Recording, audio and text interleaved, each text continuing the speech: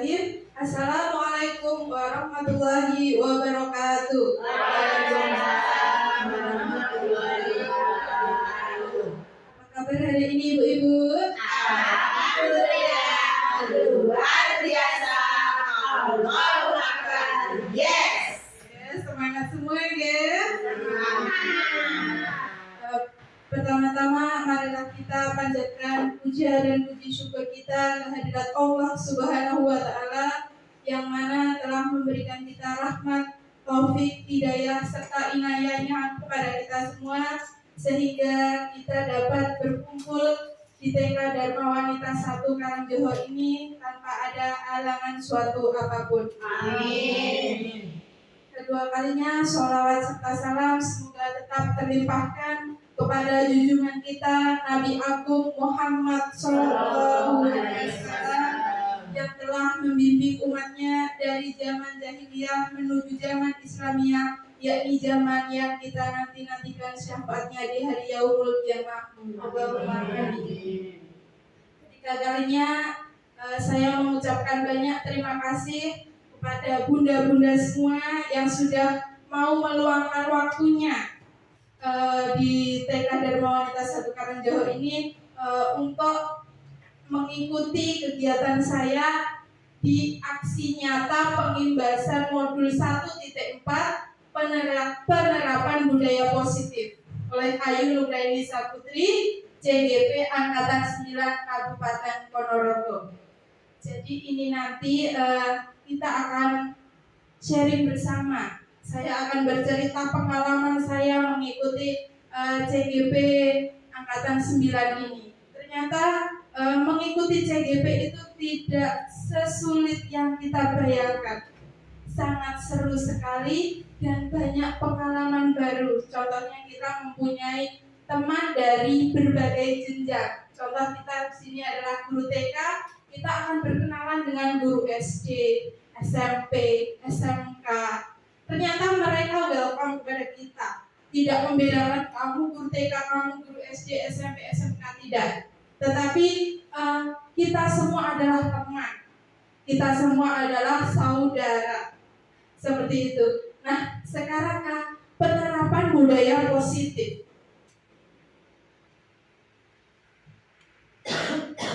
Apa itu budaya positif?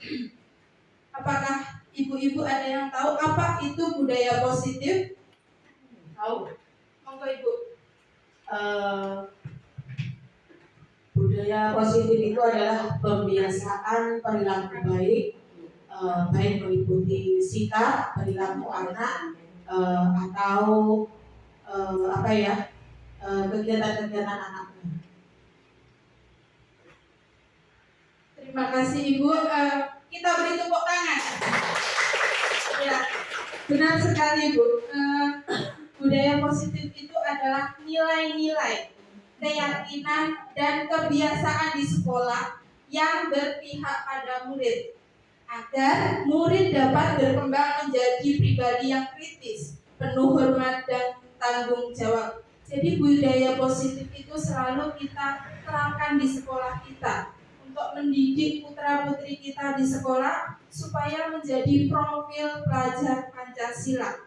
Oke. Selanjutnya, konsep inti budaya positif ada 7, yaitu 1, perubahan paradigma belajar. Yang kedua, disiplin positif. Yang ketiga, motivasi perilaku manusia. Yang keempat, keyakinan kelas. Yang kelima, kebutuhan dasar manusia. Yang keenam, posisi kontrol restitusi. Yang ketujuh, segitiga restitusi. Ini nanti akan kita bahas bersama. Jadi saya akan menularkan pengetahuan saya selama mengikuti CGP Angkatan 9 ini.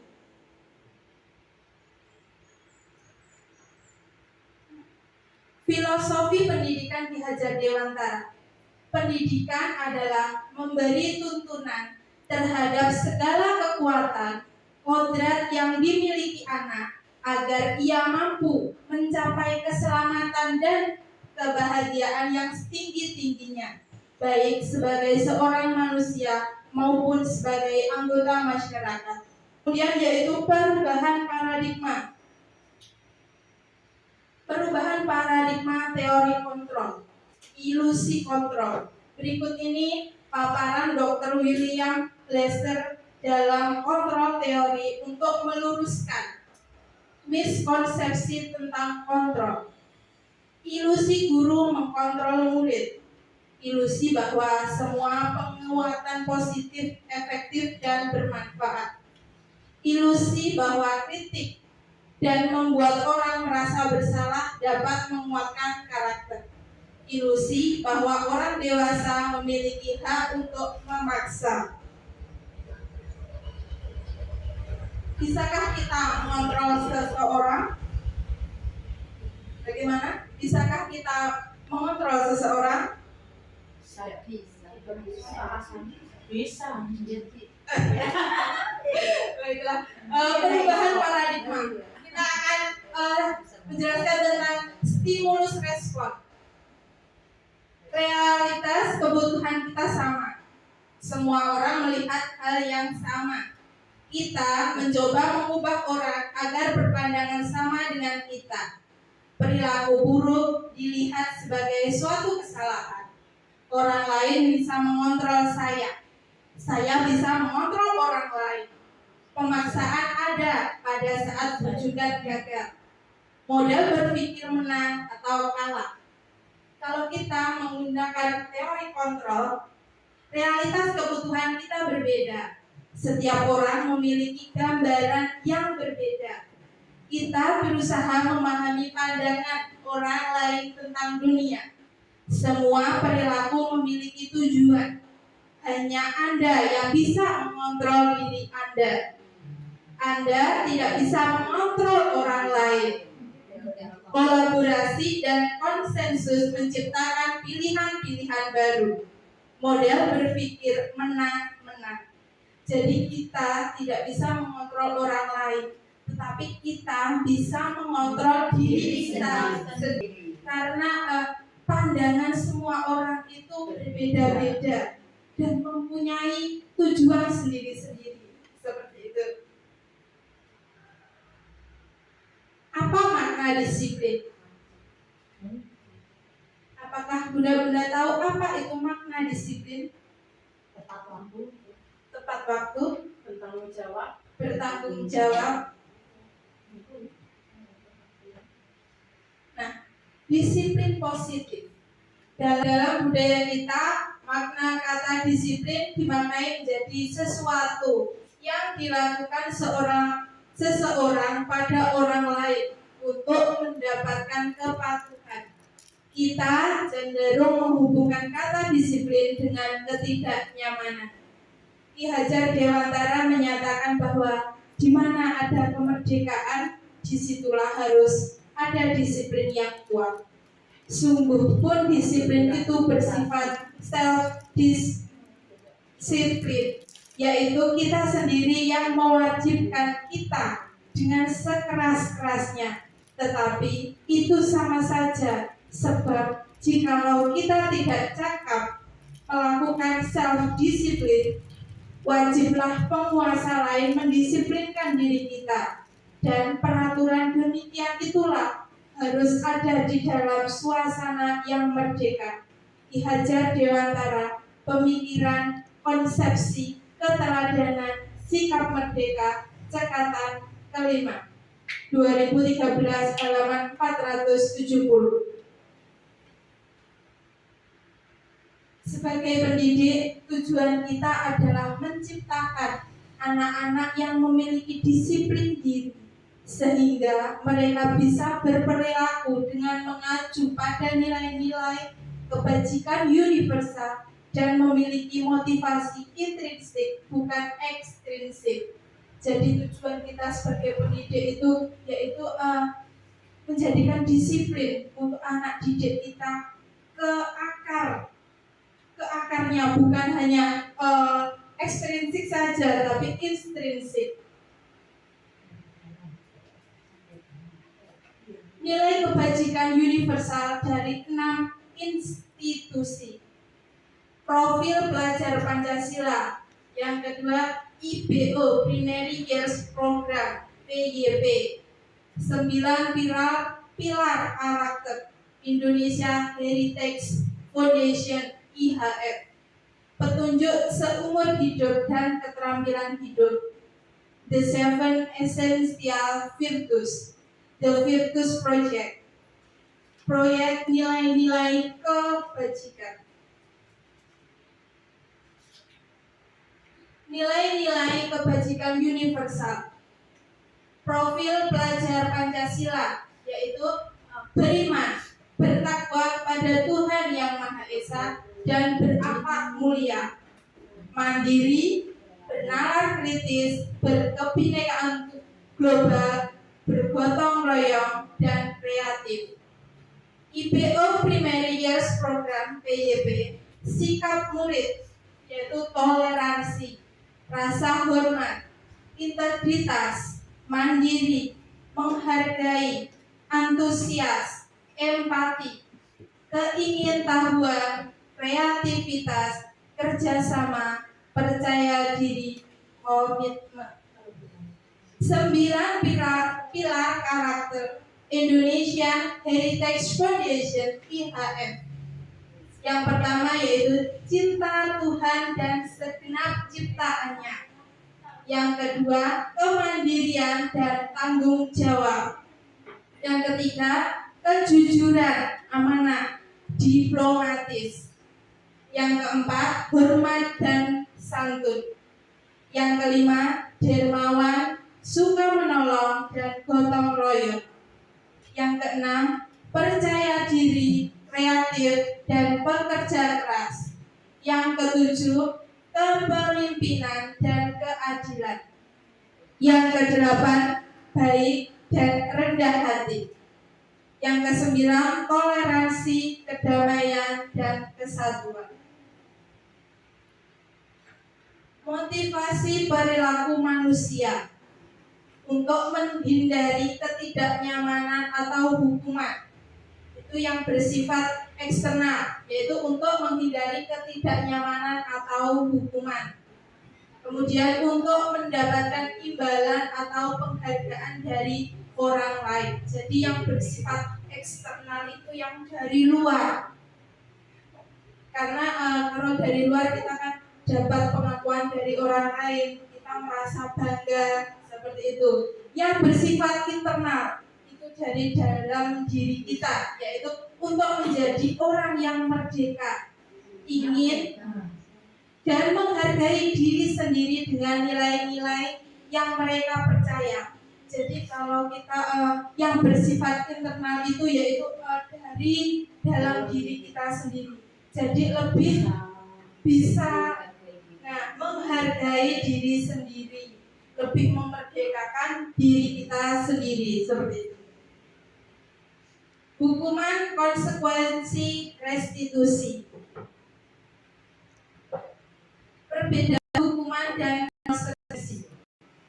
Kita ke hukuman dulu, yaitu suatu yang menyakitkan harus terjadi, membuat anak sakit fisik maupun hati untuk jangka waktu lama. Anak membenci kedisiplinan, paksaan, mendorong anak menyalahkan diri, konsep diri buruk.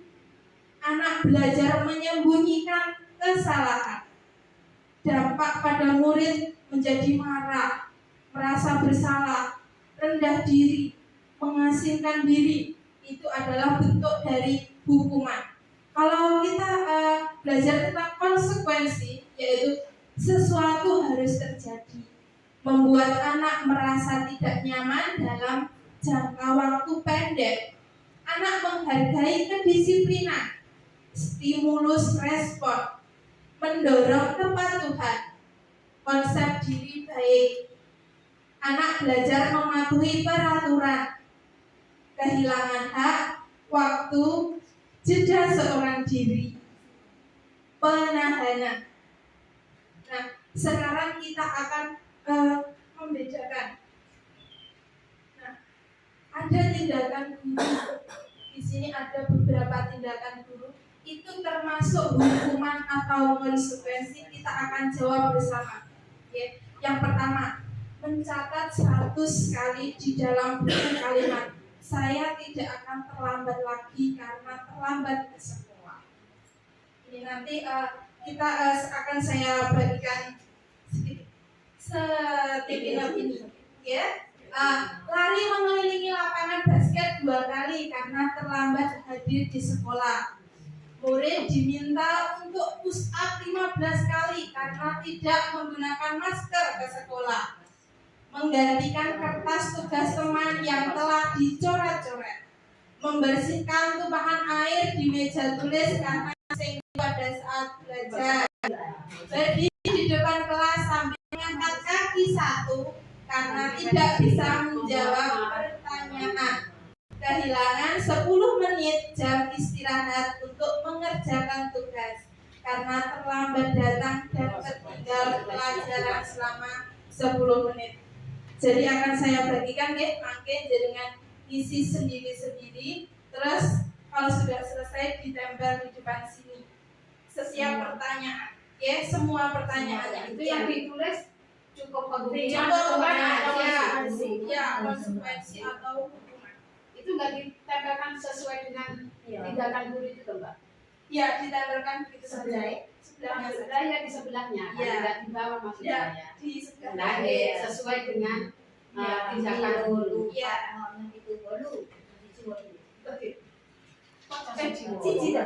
Mending 1 saja Bu. Jadi di bawah, jadi nanti kan ada namanya, kami namanya jenengan nomor 1 ini apa, Tidak semua. tidak semuanya. Nilai salah satunya aja. Semuanya tidak. Semuanya untuk saya nggih. Ya, Oke, di sini kami jenengan nomor 1 itu nomor 1 jenengan cuma hukuman atau dua. Jadi ditulis nama. Betul. Ya, monggo Ibu ditempelkan di depan. Kita dua nomor. Ini ada kualitas. Maaf ya Bu ya, siap ya Bu. Sisa tempelnya kan biar Aku kan gitu. Antri alon. Orang telat. Aku lale, lale. Male. Banyak banget tadi. Orang jadinya Ya, tapi soal bukan gratis ya. Iya, dan kelihatannya tapi dah aku ini kelihatannya jelas kan Oh, aku nih, kelihatan yang buruk. tenang. orang berarti kalau udah tulisin sama Itu sambul.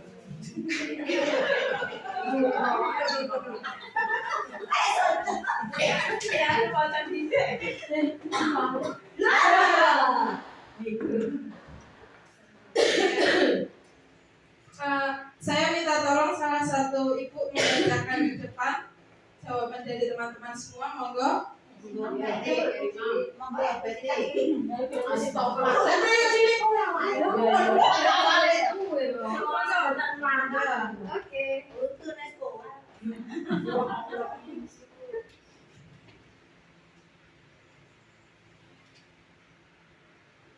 Saya bacakan hasil dari jawaban teman-teman ya. Untuk nomor 1, mencatat 100 kali di dalam buku kalimat, saya tidak akan terlambat lagi karena terlambat ke sekolah.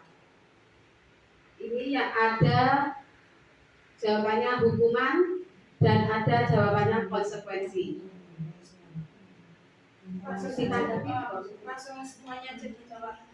Satu apa? Dengan jawab semuanya. Langsung dibaca. Yang satu ya. Yang kedua, lari mengelilingi lapangan basket 2 kali karena terlambat hadir di sekolah adalah hukuman. Murid diminta untuk push up 15 kali karena tidak menggunakan masker ke sekolah, termasuk hukuman. Yang keempat, menggantikan kertas tugas teman yang telah dicoret-coret, itu termasuk konsekuensi.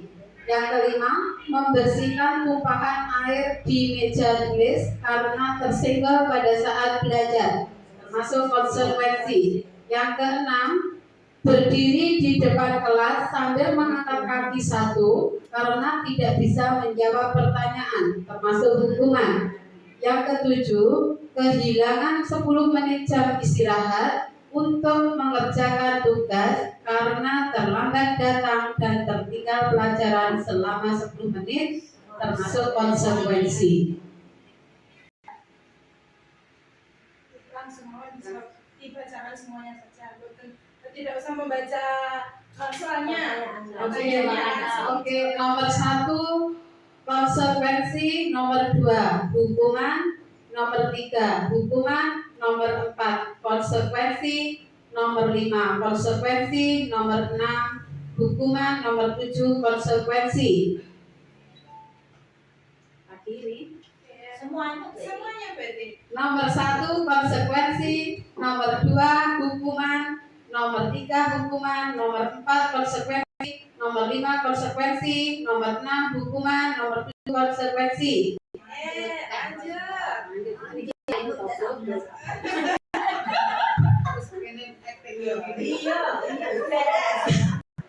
Nomor 1 hukuman, nomor 2 hukuman, nomor 3 hukuman, nomor 4 konsekuensi, nomor 5 konsekuensi, nomor 6 hukuman, nomor 7 konsekuensi. Nomor 1 hukuman, nomor 2 hukuman, nomor 3 hukuman, nomor 4 konsekuensi, nomor 5 konsekuensi, nomor 6 hukuman, nomor 7 konsekuensi. Oke, kayak pilihan murah. Nomor 1 konsekuensi, nomor 2 hukuman, nomor 3 hukuman, nomor 4 konsekuensi, nomor 5 konsekuensi, nomor 6 hukuman, nomor 7 konsekuensi. Nomor 1 konsekuensi, nomor 2 hukuman, nomor 3 hukuman, nomor 4 konsekuensi, nomor 5 konsekuensi, nomor 6 hukuman, nomor 7 konsekuensi. Yang terakhir. 1 hukuman, 2 hukuman, 3 hukuman, 4 konsekuensi, 5 konsekuensi, 6 hukuman, 6 konsekuensi. Sah.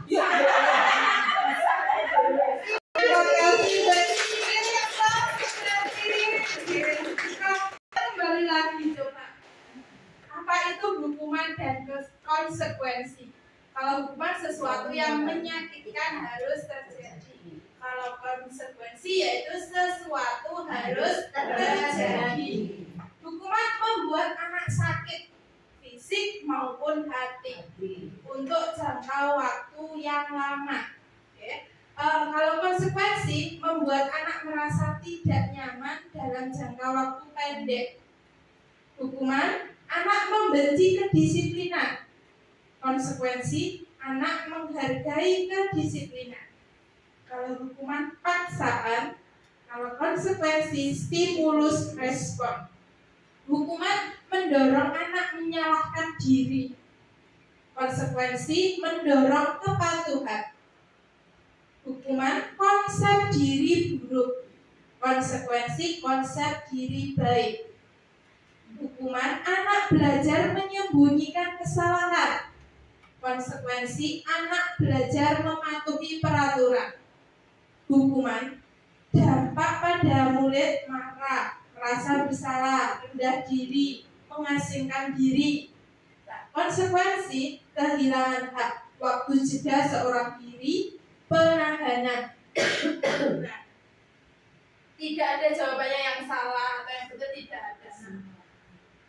Nah, jadi tindakan guru mencatat 100 kali di dalam buku kalimat. Saya tidak akan terlambat lagi karena terlambat ke sekolah. Merupakan hukuman karena apa, Ibu? Karena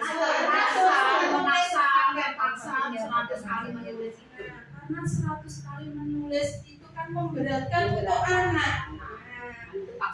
Nah, itu adalah paksaan. Betul sekali, Bu. Lari mengelilingi lapangan basket 2 kali karena terlambat hadir sekolah. Nah, Ini menyakiti apa?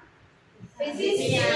Nah, jadi ini termasuk hukuman. Murid diminta untuk push up 15 kali karena tidak menggunakan masker ke sekolah. Apa gara-gara tidak memakai masker terus kita menyuruh anak-anak push up, apa itu tidak memberatkan untuk anak? Ya, memberatkan. Itu memberatkan untuk anak, makanya ini adalah termasuk hukuman. Menggantikan kertas tugas teman yang telah dicoret-coret.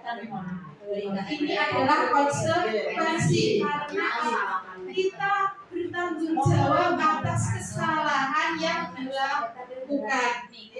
Membersihkan tumpahan air di meja tulis karena tersenggol pada saat belajar itu juga merupakan konsekuensi karena bertanggung jawab.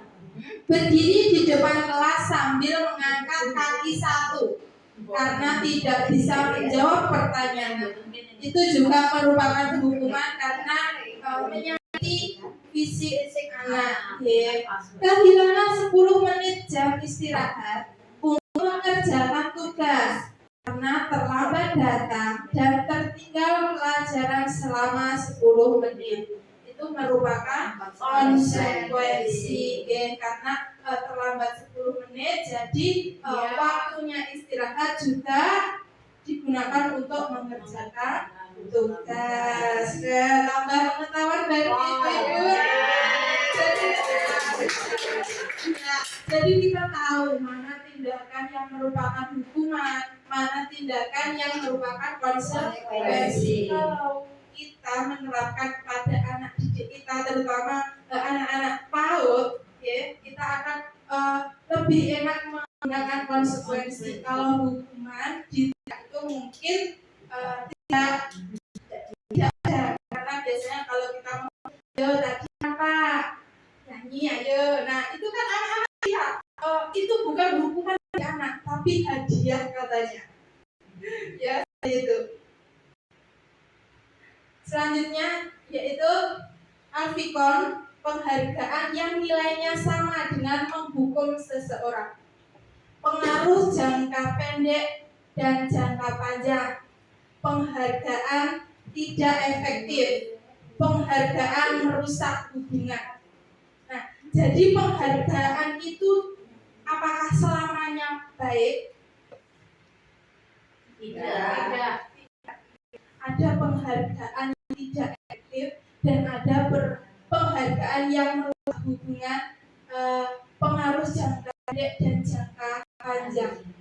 Boleh contohkan apa itu penghargaan yang merusak hubungan? Yang bagaimana? Apakah ada pernah pengalaman di sekolah ibu-ibu?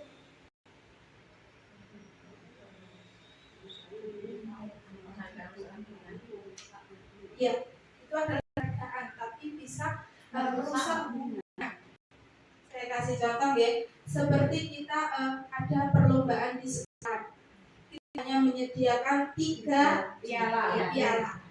Sedangkan umpama murid kita ada 20. Nah, 3 itu hanya yang mendapatkan hanya 3. Terus yang 17 bagaimana? Nah, pasti merasa kecewa. Jadi aku belum kayak gitu. Aku gak suka, maksud kayak dapat aku enggak. Nah, itu yang dinamakan penghargaan yang merusak hubungan dan penghargaan yang tidak efektif. Jadi kalau bisa kita mengadakan perlombaan di sekolah itu juga ada bingkisan untuk yang tidak mendapatkan. Jadi semuanya adalah juara bagi kita, Nah, seperti itu. Restitusi adalah proses menciptakan kondisi bagi murid untuk memperbaiki kesalahan mereka sehingga mereka bisa kembali pada pola mereka dengan karakter yang lebih kuat. Dosen 2004. Restitusi adalah proses kolaboratif yang mengajarkan murid untuk mencari solusi untuk masalah dan membantu murid berpikir tentang orang seperti apa yang mereka inginkan dan bagaimana mereka harus memperlakukan orang lain. Ciri-ciri restitusi. Restitusi bukan untuk menebus kesalahan, namun untuk belajar dari kesalahan. Jadi restitusi itu adalah bukan untuk menebus kesalahan, tapi untuk belajar dari kesalahan. Apa yang harus kita perbaiki? Restitusi memperbaiki hubungan. Restitusi adalah tawaran, bukan paksaan. Restitusi menuntut untuk melihat ke dalam diri. Restitusi mencari kebutuhan dasar yang mendasari tindakan. Restitusi diri adalah cara yang paling baik. Restitusi mengembalikan murid yang berbuat salah pada kelompoknya. Sekarang kita akan keyakinan kelas. Apa itu keyakinan kelas? Keyakinan kelas itu kita buat sebelum kita pelajaran. Kita membuat peraturan-peraturan di kelas. Contohnya kesepakatan di kelas. Apa itu? Contohnya tidak boleh ramai sendiri. Mau bermain boleh, tetapi jangan mengganggu temannya. Nah, seperti itu. Keyakinan kelas adalah nilai-nilai kebajikan atau prinsip-prinsip universal yang disepakati bersama secara universal, lepas dari latar belakang suku, negara, bahasa maupun agama. Menurut Klausen 1998, suatu keyakinan akan lebih memotivasi seseorang dari dalam intrinsik. Seseorang akan lebih bersemangat untuk menjalankan keyakinannya daripada hanya sekedar mengikuti serangkaian peraturan. Jadi kalau kita membuat keyakinan kelas, kita akan balikan lagi. Umpama ada anak yang melanggar keyakinan kelas, kita bisa bertanya, apa keyakinan kelas kita yang kita buat tadi? Anak-anak akan menjawab sendiri, oh iya tadi seperti ini, aku salah, biasanya itu. Anak-anak jadi memperbaiki melewati dirinya sendiri tanpa kita paksakan. Kemudian pembentukan keyakinan kelas. Keyakinan kelas bersifat lebih abstrak daripada aturan yang lebih rinci dan konkret. Keyakinan kelas berupa pertanyaan-pertanyaan universal. Pernyataan keyakinan kelas senantiasa dibuat dalam bentuk positif. Keyakinan kelas hendaknya tidak terlalu banyak sehingga mudah diingat dan dipahami oleh semua warga kelas. Keyakinan kelas sebaiknya sesuatu yang dapat diterapkan di lingkungan tersebut. Semua warga kelas hendaknya ikut berkontribusi dalam pembuatan keyakinan kelas lewat kegiatan curah pendapat. Bersedia meninjau kembali keyakinan kelas dari waktu ke waktu. Jadi keyakinan kelas itu kita buat bersama, bukan hanya guru saja, tapi anak juga terlibat, orang tua, kepala sekolah. Jadi semuanya tahu apa itu keyakinan di dalam kelas kita. Okay? Umpama ada orang tua yang mengantarkan anak terlambat, kadang maaf terlambat. Nah, itu kan nanti kita tidak usah, oh iya terlambat, kenapa? Enggak gitu, tapi gimana keyakinan kelas kita yang sudah kita buat, apakah itu benar atau salah? Nah, itu nanti kembali ke dirinya sendiri. Biasanya anak-anaknya pengen, ayo tuh Bu cepat diantar. Biasanya orang tua adik. Nah, seperti itu. Kebutuhan dasar manusia. Kebutuhan dasar manusia ada 5, yaitu cinta kasih diterima, penguasaan, kebebasan, kesenangan, dan bertahan hidup. Jadi kebutuhan dasar manusia yang pertama yaitu cinta kasih dan diterima. Yang kedua penguasaan. Yang ketiga kebebasan. Yang keempat kesenangan. Kemudian bertahan hidup. Itu adalah kebutuhan dari manusia. 5 posisi kontrol. Penghukum. Nah, 5 posisi kontrol itu yang pertama adalah penghukum. Seorang penghukum bisa menggunakan hukuman fisik maupun verbal. Guru-guru yang menerapkan posisi penghukum akan berkata, patuhi aturan saya atau awas. Kamu selalu saja salah, selalu pasti, selalu yang terakhir selesai. Ya, biasanya kan ada anak yang kenapa dia gak selesai-selesai, kamu ini selalu. Nah, itu merupakan penghukum ibu-ibu. Nah, ya, dengan kata-kata itu kita sudah menjadi penghukum. Patuhi aturan saya, awas lo ya, awas lo ya. Yang kita harus ancaman. Yang kedua yaitu membuat rasa salah. Pada posisi ini biasanya menggunakan suara lembut. Pembuat rasa bersalah akan menggunakan keheningan yang membuat orang lain merasa tidak nyaman, bersalah atau rendah diri. Kata-kata yang keluar dengan lembut akan seperti, ibu sangat kecewa sekali dengan kamu. Berapa kali bapak harus memberitahu kamu ya? Gimana coba kalau orang tua kamu tahu kamu begini?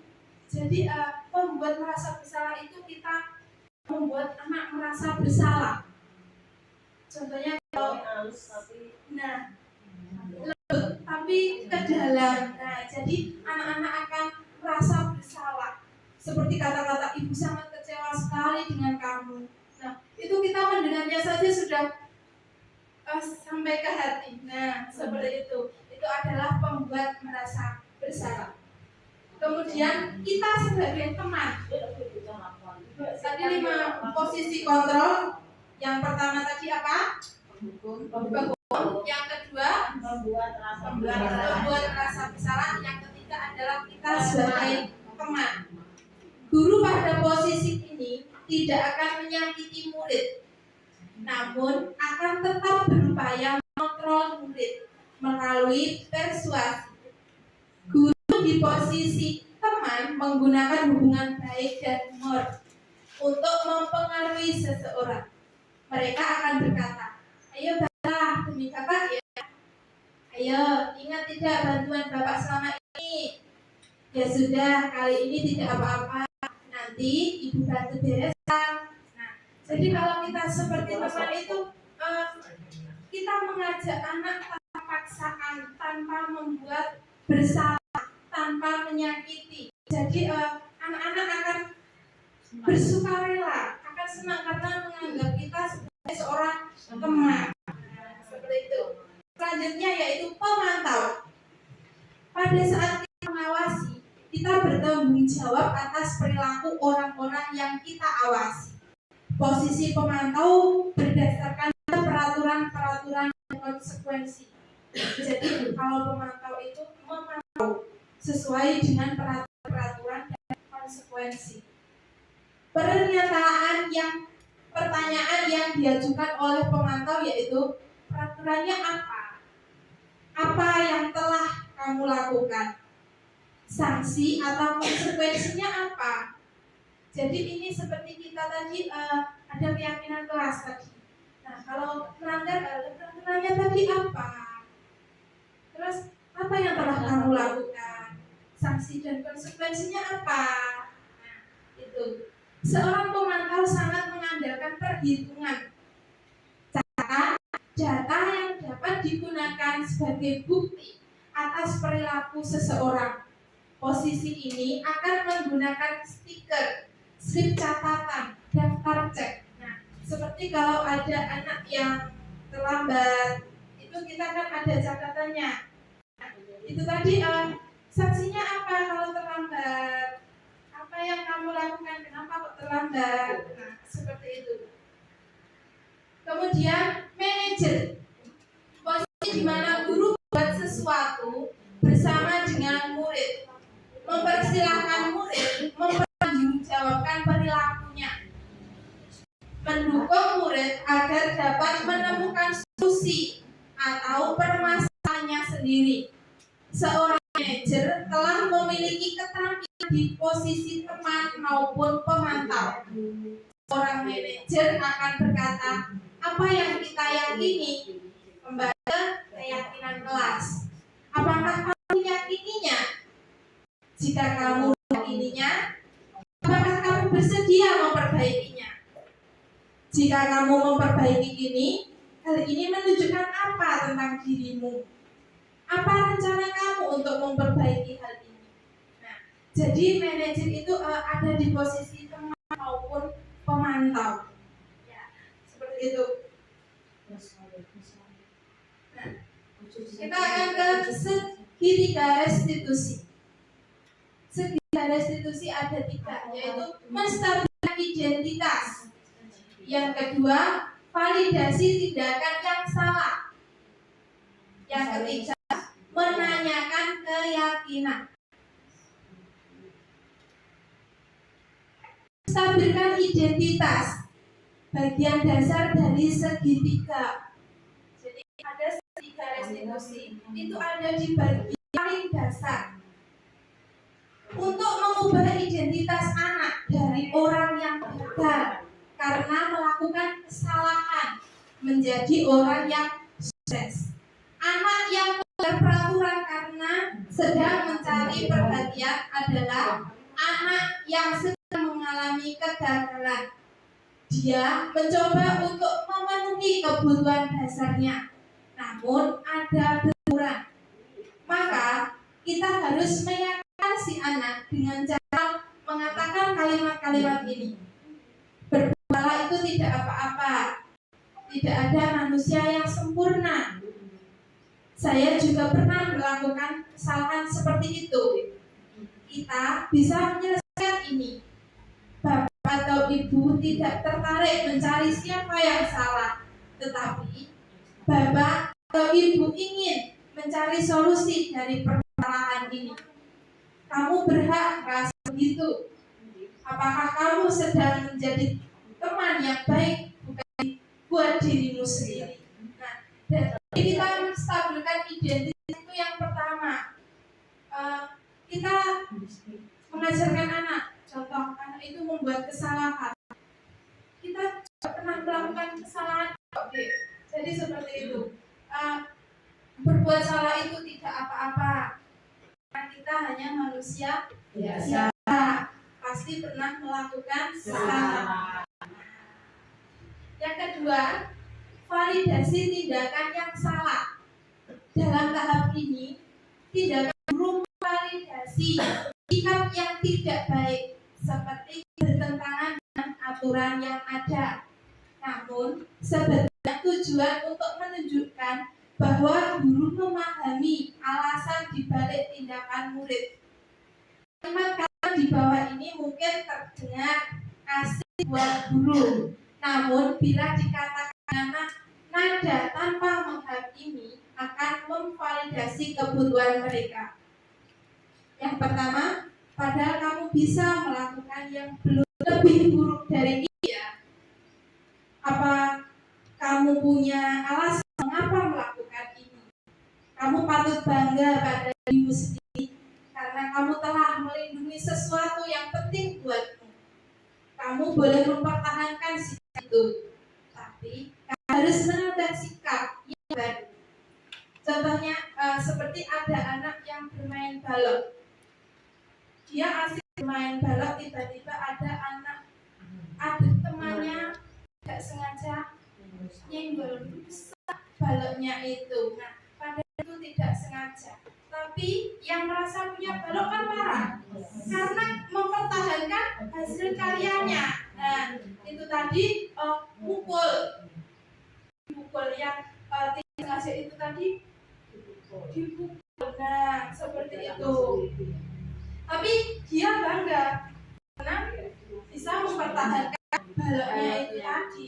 Jadi ada perbuatan benarnya dan ada yang salah. Nah, kemudian menanyakan keyakinan. Ketika identitas sukses telah tercapai langkah 1, dan tingkah laku yang salah telah divalidasi, ada langkah 2, maka anak-anak akan siap untuk dihubungkan dengan nilai-nilai yang percaya dan berpindah menjadi orang yang diinginkan. Pertanyaan di bawah ini menghubungkan keyakinan anak dengan keyakinan kelas atau keluarga. Yang pertama, apa yang kita percaya sebagai kelas atau keluarga? Apa nilai-nilai umum yang telah kita sepakati?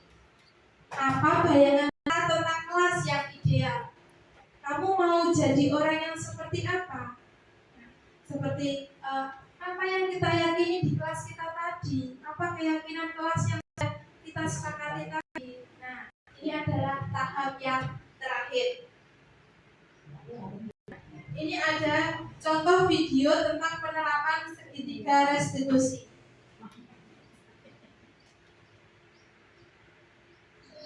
Maka Mbak Yuli dari menjadi kelas. Sabar tunggu Mbak Yuli. Mbak Yuli bisa main kamu. Iya, iya Mbak Yuli. Enggak sengaja. Jadi hari ini adik-adik bergerak mainan. Iya. Oke, kita selesaikan masalah ini bersama-sama ya. Nah, Mas Oda sudah mau bertanya. Oke, tapi apakah boleh juga menurut? Tidak boleh. Kalau bermain kita harus bagaimana?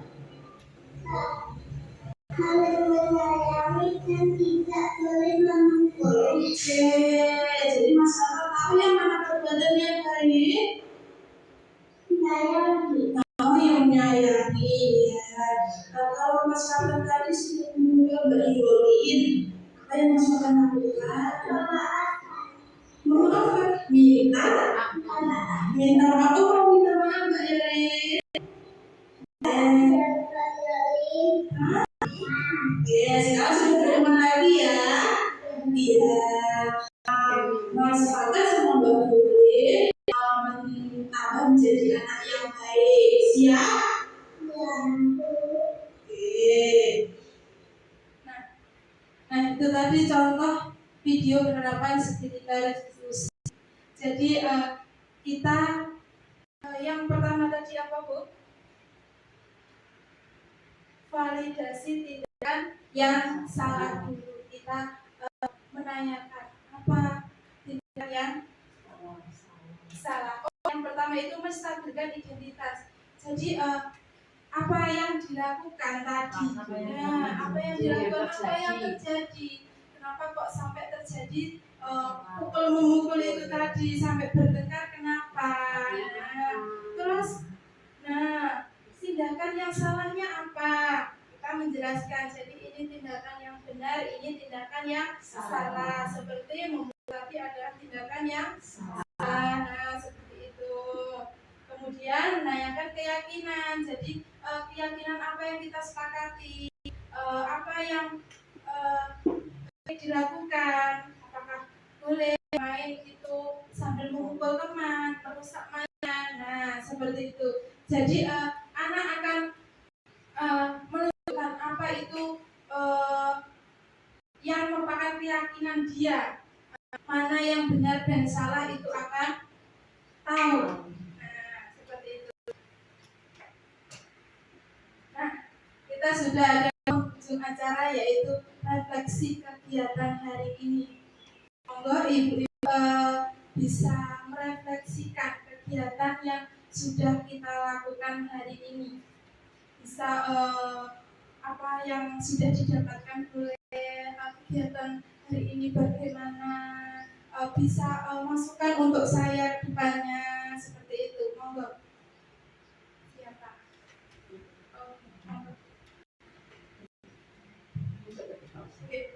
Ini aja ya. Terima kasih. Untuk kegiatan hari ini saya rasa sangat luar biasa. Tepuk tangan bagi karena dengan kegiatan hari ini bisa memahami apa itu terutama hukuman konsekuensi terhadap anak-anak kita, karena pada kebiasaan kita itu kadang masih ya kurang memahami itu, ini termasuk hukuman, ini konsekuensi.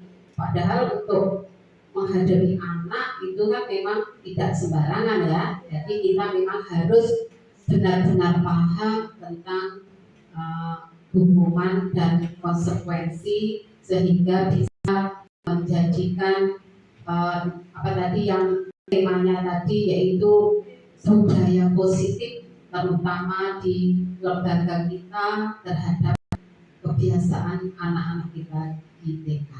Terima kasih Bu Ayu. Terima kasih Bu Edi, berikan aplaus. Satu dua.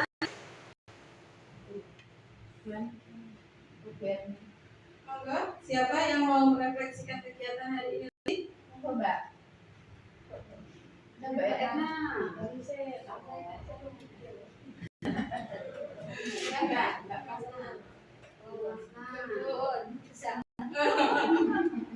Oke, jadi kegiatan hari ini yaitu saya berbagi sedikit pengetahuan saya dalam belajar di calon guru penggerak angkatan 9 ini. Nah, semoga teman-teman yang mengikuti hari ini bisa ikut daftar di calon guru penggerak angkatan 11 karena ini ada pembukaan lagi. Nah, ayo teman-teman kita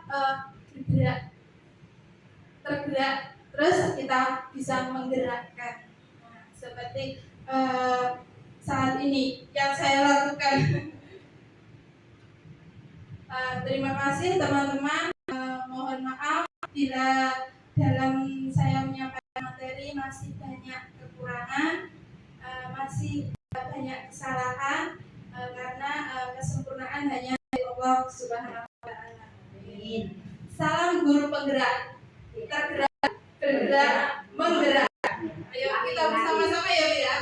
Salam guru penggerak, tergerak, bergerak, menggerakkan. Oke, terima kasih. Assalamualaikum warahmatullahi wabarakatuh. Waalaikumsalam warahmatullahi wabarakatuh. Berikan aplaus.